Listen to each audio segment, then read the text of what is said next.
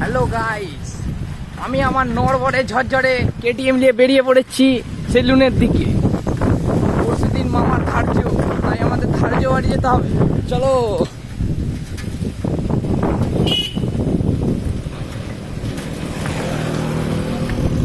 হায় হায়, क्या है?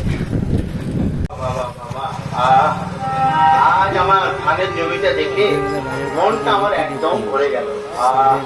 ধান গাছগুলি ভালো এসেছে।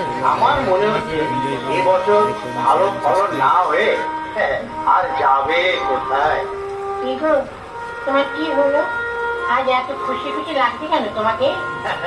বুঝলে কিন্নি, এবছর ধানে ভালো ফলন হবেই হবে। ভালো ভালো ওরকম তোমার মনে হয়? বলো কি কেন? আরে এত পরিশ্রম করে চাষ করেছি, তাহলে ভালো ফলন হবে না কেন? সেটা তুমি একবার ভাবো কিন্নি। দেখো, চাষ তো তুমি খেতেই করো, কিন্তু শেষমেশ ভালো ফলন আর হচ্ছে কই? গত বছর তো তুমি হ্যাঁ গিন্নি, তুমি ঠিকই বলেছ।